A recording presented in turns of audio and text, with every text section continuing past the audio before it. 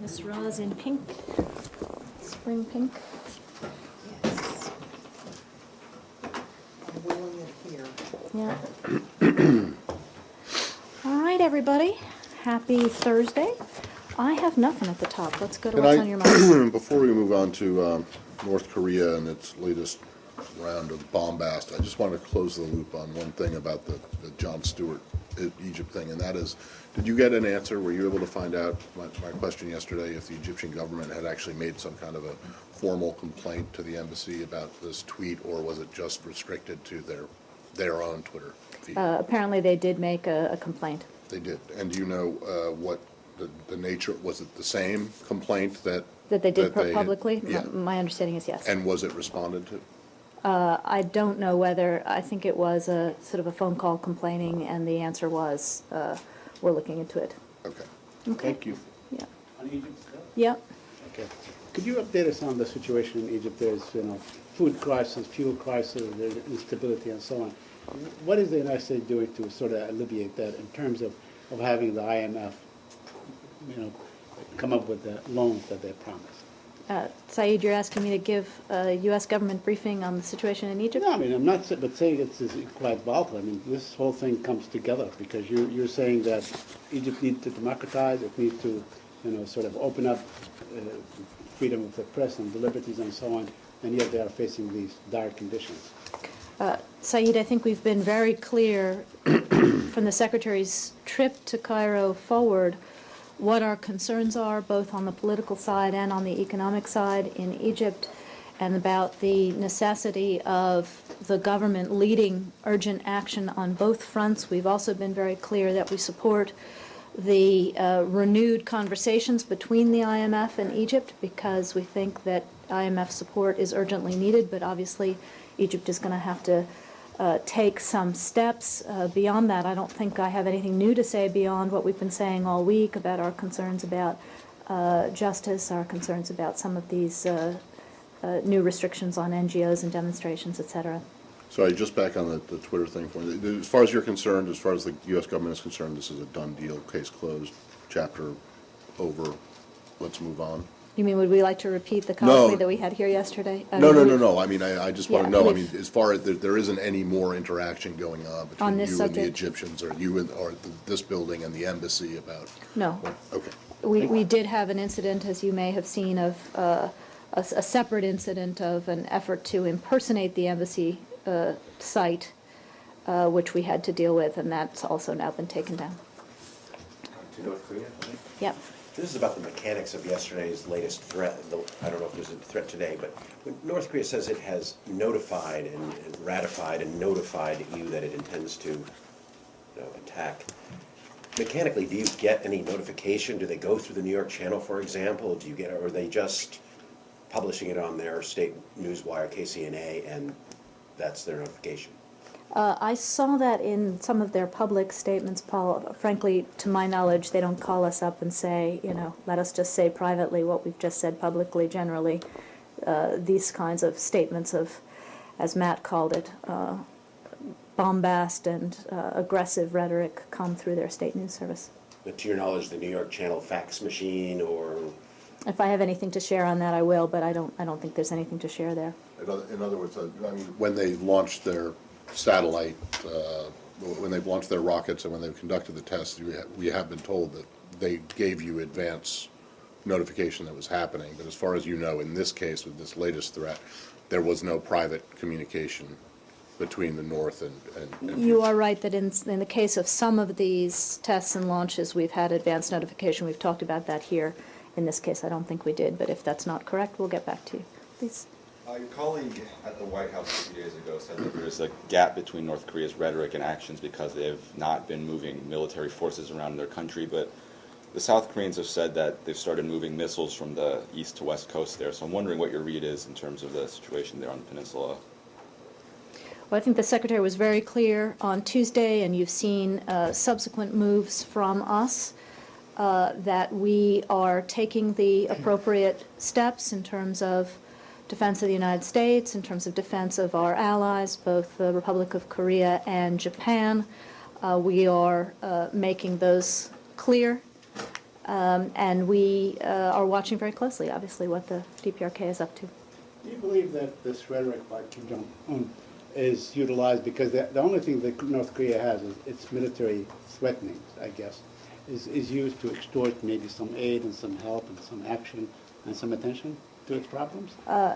If in fact that's what they are thinking, they are wrong-headed in that approach. If you recall, about a year and a half ago now, we were very close to being able to support the humanitarian needs of the North Korean people. We had worked out all kinds of arrangements, and then the assurances that we had that the aid would actually get in the right place fell apart, as did the DPRK's general approach to its international obligations and commitments, which led us to question our ability to cut any kind of a deal that would hold. So the DPRK knows what it needs to do if it wants to make a different choice, if it wants to have support from the international community economically in terms of supporting its people. It's got to come back into compliance with its international obligations.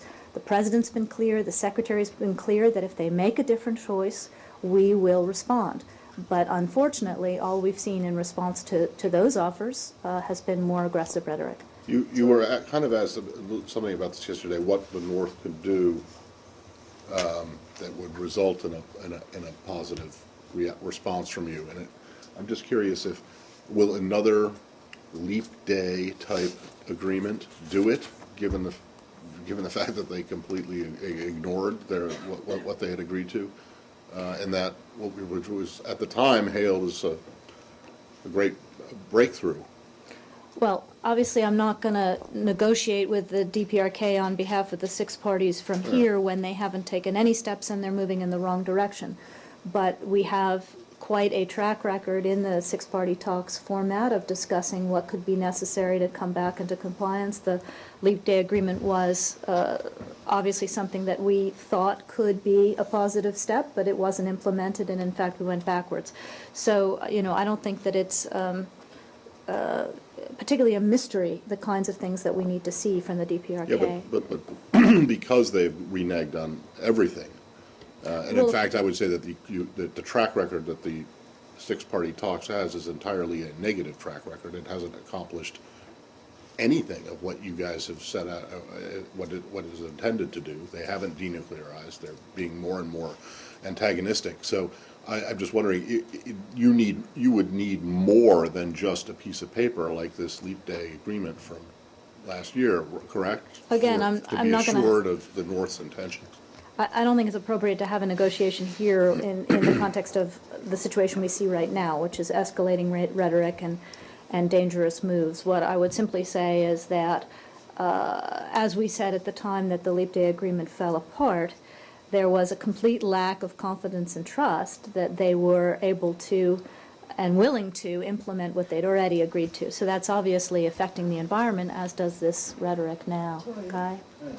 Troy, sorry, just to go back to yesterday's announcement made by North Korea's military that it has now final approval to carry out merciless attacks, including nuclear attacks using small, versatile nuclear weapons on the United States. Do you have a specific reaction to this, and how would you characterize the seriousness of this claim within the context of earlier threats that have been made?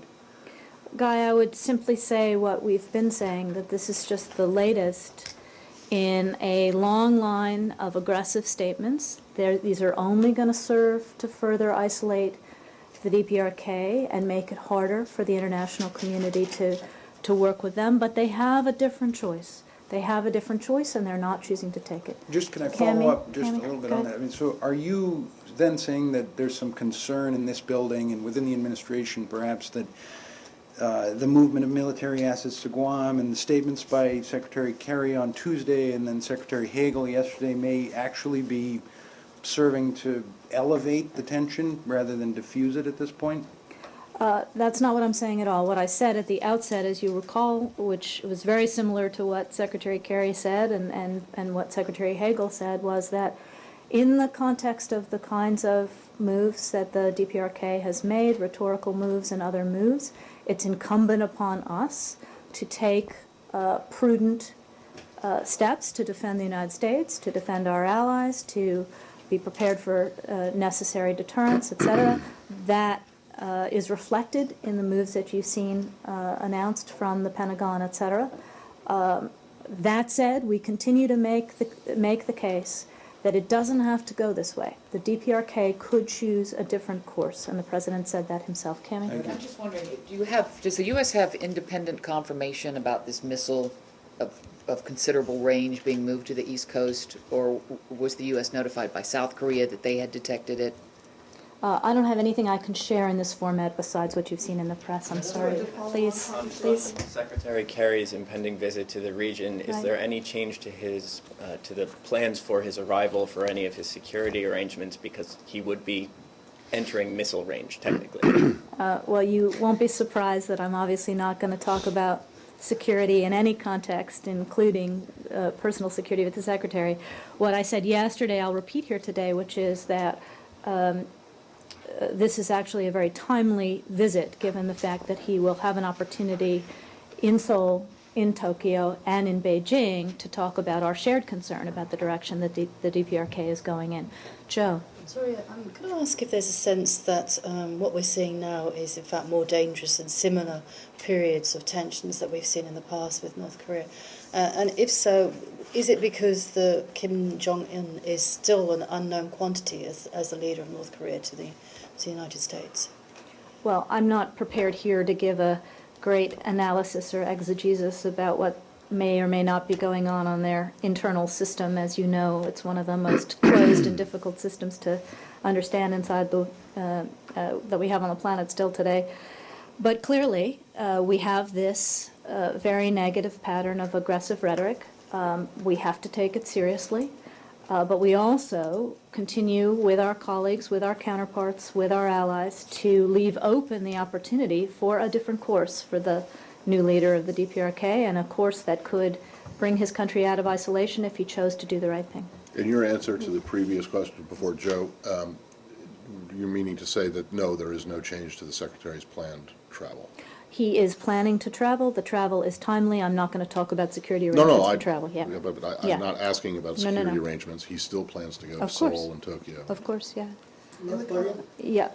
Madam, China is the closest allies of North Korea, and they had been supplying military equipments to North Korea and also economic aid in the past. And at the same time, China did vote at the United Nations Security Council against the North. I'm asking, all this tension going on, and they are neighbors, and China is still supporting North Korea.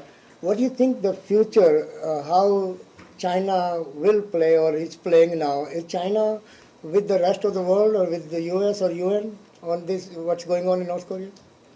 Well, Goyal, we've talked about this a number of times here over the last few months. As you know, China expressed its own concern about the trend by joining with the rest of the Security Council in now 2 rounds of sanctions over the last 4 months with respect to the DPRK.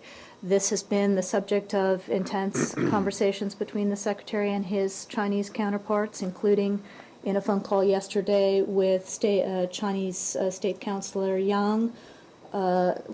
And as I said, it'll be a central focus of the Secretary's diplomacy when he's in Beijing to see what more we can do to get the attention of the leadership in the DPRK and get them to change course. Sorry, are you saying that the Secretary called Yan yesterday? Yes. Did he make any other North Korea-related? The call was primarily to prepare the visit, to talk about what our teams can do to prepare the visit.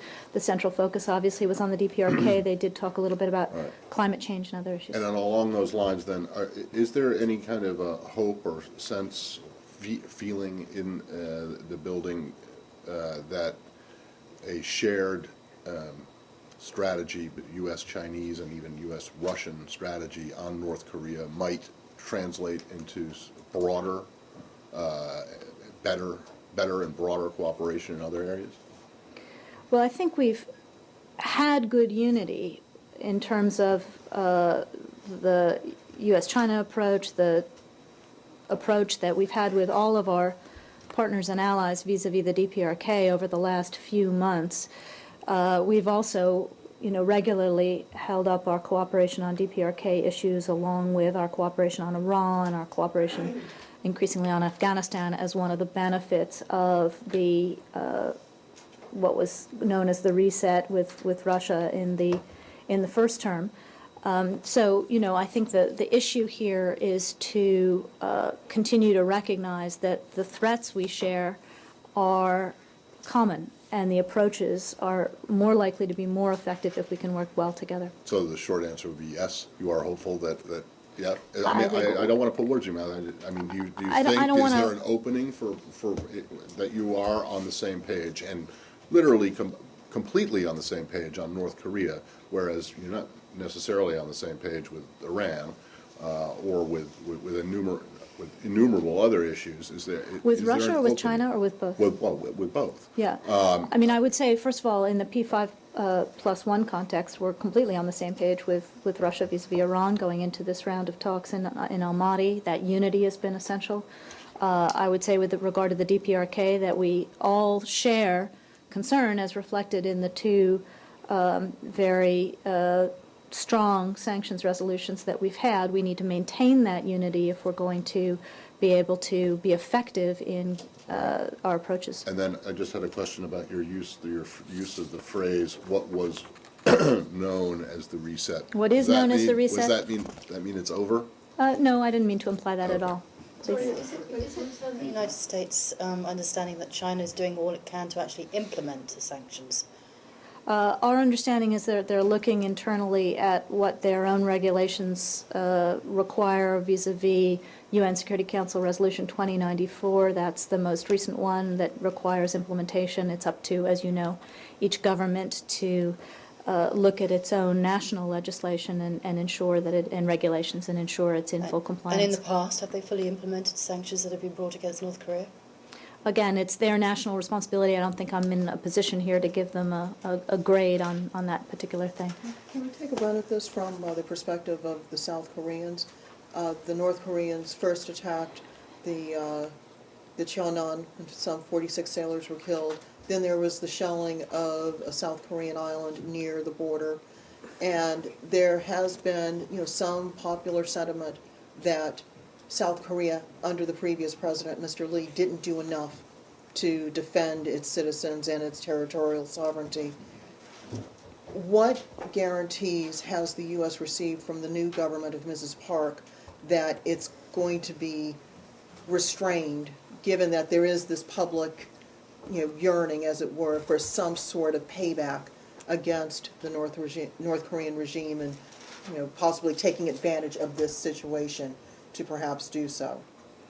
Well, Roz, I think the best place to send you would be to refer you back to the very strong and comprehensive statements that Foreign Minister Yoon made with Secretary Kerry on Tuesday, where he spoke about the need to maintain strong deterrence and to do it in alliance with the United States and in a coordinated fashion, but also to keep the door open. As you know, Secretary will see him again next week, and President Park will be here to see President Obama. So what's important here is that with a new administration in Seoul, that we build and strengthen those personal relationships and we work together on a common trajectory here, and I think we're set up well to do that. But it's also happening within the context of a change to the mutual defense treaty between the two countries, right, in which South Korea is now taking a more forward-leaning posture when it comes to defending itself,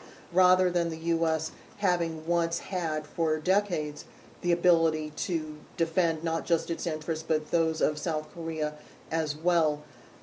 It's a peculiar time, to say the least, to have this tension happening. So are there assurances being made that just because South Korea is coming into this, lead role, as it were, that it's not going to take advantage of it in a way that hasn't been thought through extensively? Roz, I think you're asking whether we have the kind of relationship, communication, and alliance that allows us to be fully comfortable and transparent with each other. The answer to that is emphatically yes. As Foreign Minister Yun made clear, and as the Secretary made clear, we've done some recent updating to that. As we've also been talking about from all platforms, we've taken additional deterrent steps. What's most important is that those lines of communication and approach stay open, and we're very well set up for that. Can I go back to this kind of new, it seems as if, anyway, that more talking about, diplomacy, finding a diplomatic way forward. Do you think that, did you not anticipate that some of your kind of rhetoric in the last few days would be taken seriously by North Korea? I know you say you're taking their threats seriously, but you can see where they've taken what you've been saying and have been ramping it up even further. So can you talk a little bit, this is definitely a new tone today, so about how you're dialing it back a little bit? Elise, you were a little bit late. I heard what you're saying, but you didn't really answer the question. We went through this at the beginning. I, first of all, reject the notion that there is a new tone one way or the other. I would simply say, as I said at the beginning, as the Secretary said on Tuesday, when you have a country that is making the kinds of bellicose threats that they are making and taking the steps that they are taking, and when you have allies and treaty commitments, you have to take it seriously. You don't have any other choice. So the moves that we have been making are designed to ensure and to reassure the American people and our allies that we can defend the United States, that we will, and that we can defend our allies. So from that perspective, it was the ratcheting up of tensions on the DPRK side that caused us to need to shore up our own defense posture. We have done that. But we have also been saying all the way through that this does not need to get hotter, that we can change course here if the DPRK will begin to come back into compliance with its international obligations, will begin to cool things down, take a pause, understand that for the future of its people, for the future of its country, the course it's currently on is only going to lead to isolation, but there's a better way, there's a different way, there's a better future. Please. Yeah, please, let's change topics. I think we've really now done about 25 minutes on North Korea, but one more. Yeah, okay. Any kind of talks with North Korea is not working now. The United States assessment about the effectiveness of six-party talk, what is your comment? Well, again, we haven't been able to have any rounds given where we are. So we would, obviously like to be able to get back there, but we're not in that situation now. Saeed? Iran? Iran? Yes. Could you share with us anything new or any new developments in the meeting at Almaty? They're on their way to Almaty. They left last night. I think the talks actually start tomorrow. As you know, we offered a background briefing yesterday that sort of set the table for that, but they're en route. Okay. Now, there was an event today in town that discussed what should be done with Iran, and it suggested that there's a number of things that you guys are not creatively approaching, such as, having people-to-people relations and so on. And one issue that came up was the fact that you don't have an interest section in Iran, despite repeated tries over the past 15 years. Why not have an interest section in Iran? Again, Saeed, there are any number of things that could improve in the U.S.-Iranian relationship if we can work through this toughest problem, and that's what we're trying to do in the Almaty talks. So the chief Iranian negotiator, Saeed Jalili, said yesterday in a speech in Almaty University that what they want the United States to do at the top of this meeting is to accept Iran's right to enrich. Is that totally unacceptable for the United States? Again, I'm not going to go beyond what our background briefer had to say yesterday, which was that we believe that we have a positive proposal on the table that would allow for step-by-step measures in the right direction, and we want to see at this round a serious Iranian response to it. But other countries are enrich. I mean, Brazil, Japan, other countries have a civilian nuclear energy policy. And we've always said that nobody was looking to deny Iran the right to civilian nuclear power, but it has to be under the right circumstances and at the end of a positive resolution of the international community's concerns about their nuclear program more broadly. That's quite correct. You haven't always said. I mean, Well- you personally have always said, but the Thank you. first Bush administration. Oh, my goodness, we're going back a decade now. But in fact- Two decades. No, the first of George W. Bush administration. Okay. There were, the policy was that Iran didn't need civilian nuclear power because it had enough oil. I remember Mr. Bolton saying this over and over and over again. But So, But the- always, Suffice to say that in recent years, we've been clear about this. Yeah, but in Said- fact, you are ruling out the right to enrichment, while everybody, all scientists and experts, say that up to 5% of enrichment can actually be controlled and verified and all these things, that it will be utilized. Saeed, I'm not going to have this negotiation here today. Gail? India. Yeah. Madam, again, this issue has been asked several times about the visa. Recently, of course, the British Prime Minister, Mr. David Cameron, sent his special business delegation to Gujarat, the Indian state of Gujarat, to meet with Chief Minister Modi.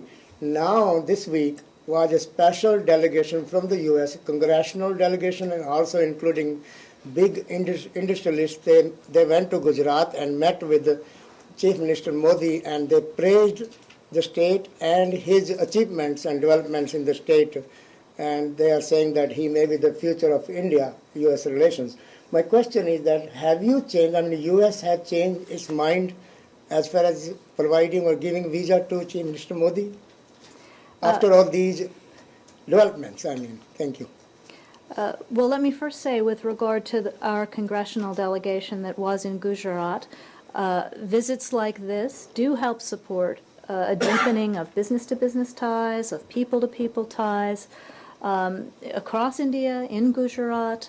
So from our perspective, the more congressional delegations that visit India and understand its dynamism and diversity, the more likely we are to continue to deepen those important ties.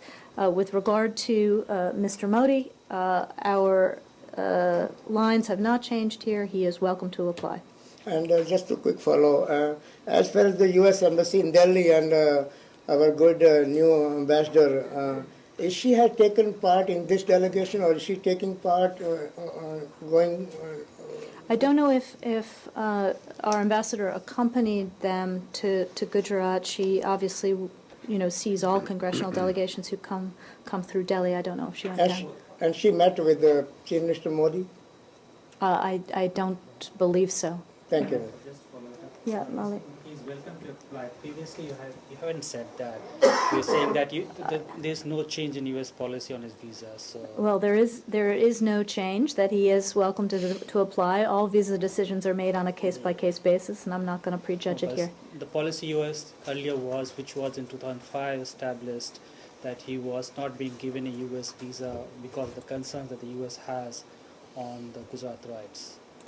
We've said at all points that, like any other visa applicant, he's welcome to apply, and we'll review the case on the merits. Please. Ivory Coast. Yeah.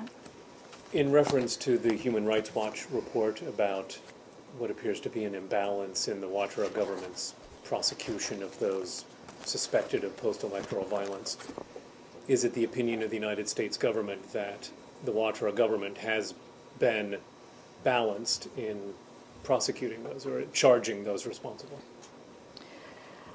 Thank you for that, Scott. We are concerned about reports that question the impartial application of justice in the government of Côte d'Ivoire's prosecution of perpetrators of human rights violations and abuses on both sides of the post-election crisis in 2010 and in 2011. We continue in our conversations with the government of Côte d'Ivoire to stress the need for accountability for all those responsible for serious crimes during the conflict in Côte d'Ivoire, regardless of what side they are on. And we reiterate our call for credible, transparent legal processes at both the national level and the international level to ensure that the alleged atrocities are investigated and that all perpetrators, regardless of which side they supported, are brought to justice. Sorry, can I just clarify something? You said you Yeah. were concerned about reports that, you're concerned about the findings of the reports, right? You're not concerned about the report.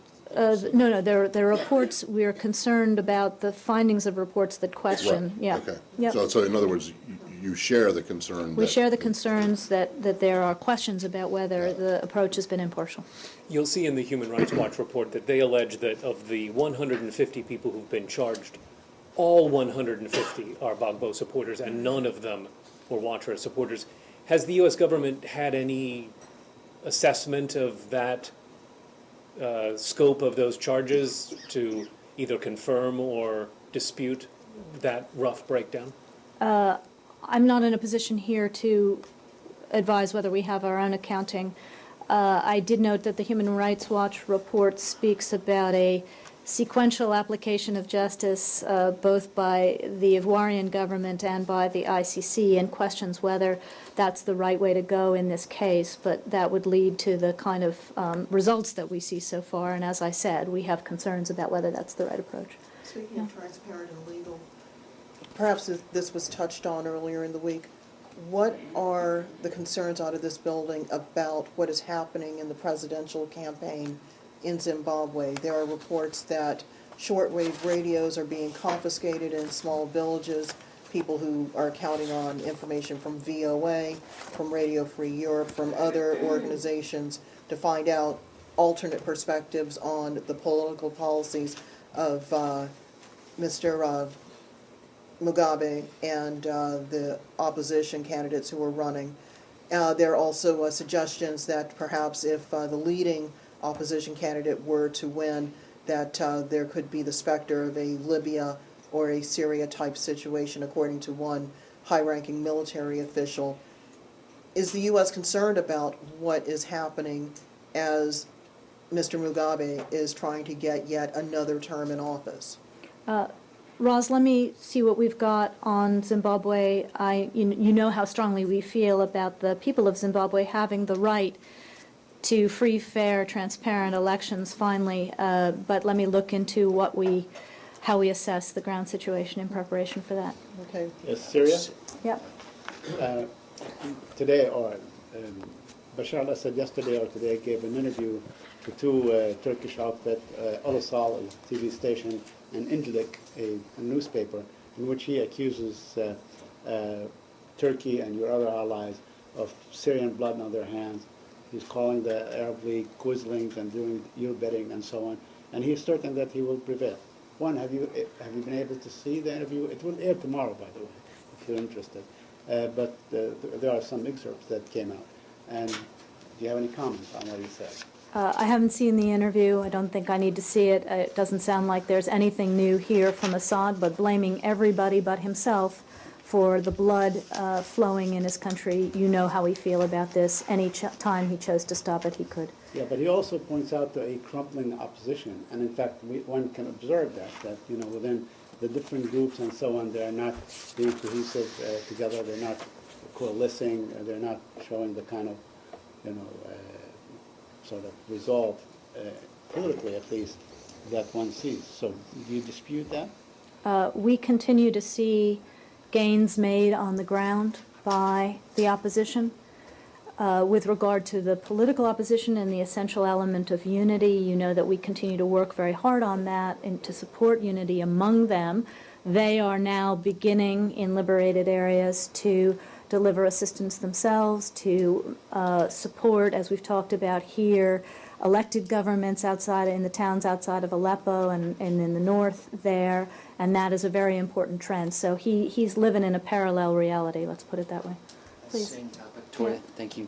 Lucas Tomlinson, Fox News. A few questions on the UN team investigating the allegations of chemical weapons use in Syria. We heard that the team members were hoping to hit the ground in Syria this week. Can you update us on whether, in fact, any members of the team have arrived in Syria? I looked into that yesterday. My understanding is that the team is still preparing to go, but I'm going to send you up to the UN for further clarification on that. Thank you. And also a few follow-ups. Who is the State Department's primary point of contact with the investigating team? Well, as you know, this is a UN team, so our mission to the United Nations is very much involved in, supporting that effort. Right, and you previously mentioned from this podium that the U.S. is supplying technical assistance to the team, this UN team, but you're not being specific about it. Can you tell us whether we have in fact provided any assistance to the team, to this UN team? Well, first of all, to say, I think I said it some time ago, that there was a decision made that no P5 countries would actually participate on the team, but that we are open to supporting the UN's efforts with appropriate information sharing, etc. My understanding is that we have been open and transparent, and that we will continue to try to be responsive to any requests that come our way. Fantastic. And lastly, has anyone in the building at the Office of the Legal Advisor, for example, or any other bureau been put to work since these allegations first surfaced back on March 19th, researching what happened with these chemical weapons, supposed chemical weapons, or otherwise been tasked with funneling information to the White House or NSC? I'm not sure what you're asking, but we have a whole of government effort as necessary, both in terms of ensuring that we have as much information as we can about the situation in Syria across the board. And as I said, we are prepared as necessary from all agencies to support the UN effort however we can. Please. On Afghanistan, the Afghan President Karzai was in Qatar over the weekend for talks with their government on opening up Taliban office in Doha. How do you sense after a visit? Do you think the Taliban would finally be able to operate from Qatar and hold talks with you or the Afghan government? Well, as you know, we were supportive of President Karzai's visit to Doha to strengthen the cooperation between the Afghan government and the government of Qatar to prepare for the prospect of Afghan talks there on the Afghan side under the auspices of the High Peace Council. That is a separate issue than whether the Taliban chooses to avail itself of this opportunity. It knows very clearly what it has to do, and the ball is in its court if it wants to see this office opened. And has the U.S. tried to independently get in touch with the Taliban over the last few weeks or few months? I'm not going to get into the details. I think that there is no question in our mind that the Taliban understand very clearly what's required if they want this office to open. Please. On follow-up on the travel warning to Lebanon, some embassy security people were seen scouting that part of beach that was used in 2006 to evacuate U.S. nationals from Lebanon. Does it say anything about the seriousness of your concerns about, violence spreading to Lebanon, maybe needing to evacuate? I'm certainly not going to talk about security posture of U.S. personnel in Lebanon. Sorry. Please. Yeah. The Palestinian territories? Yep. The Israeli occupation army continues to use live ammunition to cool demonstrations. Yesterday they killed a 17-year-old boy. They injured many others. They continue to do this today, using both live ammunition and rubber bullets. I wonder if you have a position on the violence that seems to be getting out of hand. We talked about this quite a bit yesterday. This our understanding has transpired since then. Yeah, our understanding is that this tragic incident is being investigated now by Israeli authorities. We look forward to the results of that investigation. And again, we make the call that we've been making for some time, that both sides, all sides, have to refrain from provocative action, have to refrain from violence, and set an environment that is conducive to peace. Are you aware that the Israeli soldier kept his family from reaching his lifeless body to retrieve the body, and so on, for hours on end until they I don't have that level of detail on this issue, but my understanding is that the Israeli government has pledged to investigate, and we look forward to seeing the results of that. And finally, do you trust the Israeli government to do its own investigation on these issues? Have you had sort of the kind of experience from the past where they can come clean on these investigations? This is the standard and appropriate procedure in an incident where there is a question about whether conduct was appropriate. We do the same thing on the U.S. side with regard to our own soldiers. Okay, in the event that the Israelis do not do their own investigation, would you support the Palestinians to go to the ICC to pursue such an incident? You're getting me six steps ahead of where we are. Please, Lalit. when a congressman or a group of congressmen invites a foreign national, is the State Department obligated to grant him the visa, or you can take an independent decision based on merits? Every visa is adjudicated on the merits and in the context of U.S. law individually. Just quickly, I wanted to go back to my question. Well, my question is different, madam. As far as this delegation is concerned, before leaving, had they spoken with Secretary Kerry, or are they going to brief him after the return? Well, I would expect that they had a good discussion with our ambassador there, and she would convey the results of the CODEL back to Washington. Thank you, ma'am. There's some reports of an American contractors being held in Kabul, in a Kabul prison. His name is David Gordon, apparently being held for $2.4 million. Is the State Department aware of this report, and if so, are you doing anything to secure his release? We can confirm that a U.S. citizen was arrested in Kabul. We are providing appropriate consular assistance, but because of privacy considerations, I can't give you any further details. Tunisia? Sorry, Tunisia? Tunisia, yeah. Are you following the case of Tunisian jihadist Imad bin Saleh, who was arrested in Egypt on March 21st and handed today to the Tunisian authorities?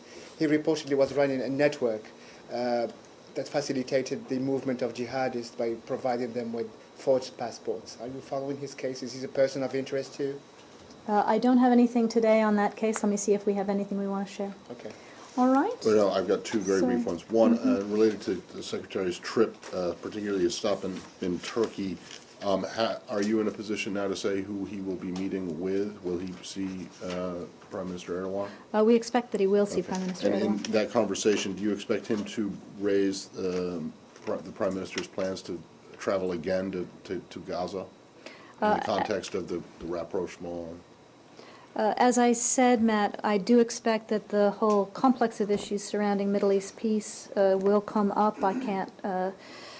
They have in the past talked about appropriate reconciliation, if you will, among Palestinians, and our insistence that quartet principles need to be abided by if this is going to serve the cause of peace. Well, could I just ask, does the administration see a visit to Gaza by Prime Minister Erdogan, as he plans to do, as in keeping with the rapprochement that the President Obama brokered between him and Prime Minister Netanyahu? I don't think I'm going to get into characterizing a visit that hasn't yet taken place. We have in the past, in our conversations with senior Turkish officials, urged that any contact with Hamas be in service to the greater issue of stability and peace, and that the fundamental underlying tenets of the quartet principles be reiterated as the necessary precondition. But does that mean it's not necessarily counter to the rapprochement? Again, I'm not prepared to comment at this moment on a visit that hasn't taken place. In a general way, I mean, isn't this one of the whole reasons for the rapprochement in the first place, that Turkey could play a helpful role in terms of working on Palestinian reconciliation and helping peace and stability in the region? I mean, wasn't that one of the whole tenets of it? Certainly, Turkey has significant influence with the Palestinians. It has the ability to encourage Palestinians of all stripes to accept quartet principles and move forward on that basis.